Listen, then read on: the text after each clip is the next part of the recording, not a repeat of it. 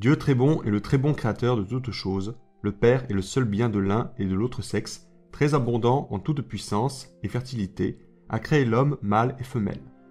Ces deux natures ne sont différentes, l'une d'avec l'autre, que pour raison de la situation des parties du corps, auxquelles l'usage d'engendrer requérait une différence et variété nécessaires. Mais il a donné une même forme d'âme et indifférente au mâle et à la femelle.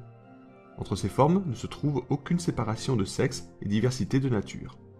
De même que la femme a été douée d'un même sens entendement, raison et parole que l'homme, avec ceux, elle tend à un même but de béatitude et félicité que lui, en laquelle il n'y aura aucune division et diversité de nature humaine, car suivant la vérité de l'Évangile, ceux qui ressusciteront en leur propre nature ne s'emploieront aux devoirs auxquels ils s'adonnaient durant la première vie, mais il leur a été promis sous assurance qu'ils seraient faits semblables aux anges.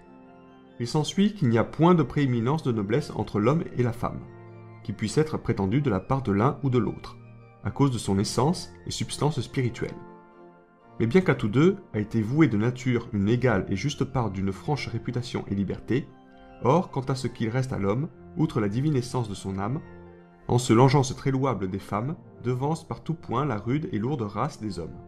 Mais pour l'aujourd'hui, la liberté qu'avaient les femmes est resserrée par la tyrannie des hommes, qui se coalisent contre tout droit et loi de nature.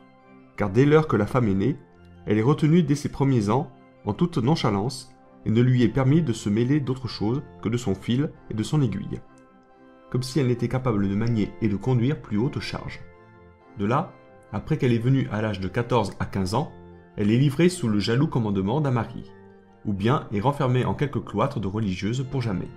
Les offices publics lui sont pareillement défendus. Il ne lui est permis de plaider en jugement. De plus, elles ne sont reçues à tenir juridiction, jugement, affaires adoption et opposition, procuration, tutelle, curatelle et affaires testamentaires et criminelles. La chair de la parole de Dieu leur est refusée formellement contre l'Écriture, en laquelle Dieu leur a promis le don du Saint-Esprit, disant « Et vos filles prophétiseront ». De même qu'elles enseignaient du temps des apôtres, comme nous avons dit d'Anne, des deux filles de Philippe et de Priscille.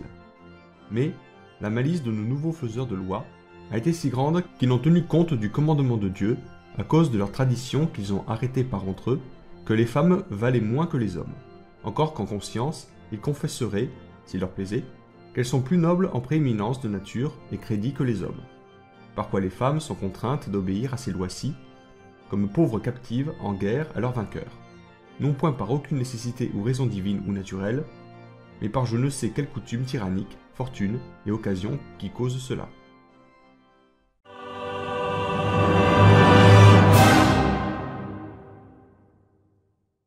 Si vous aussi vous avez apprécié cette vidéo et si vous pensez comme Napoléon, l'histoire est un mensonge que personne ne conteste.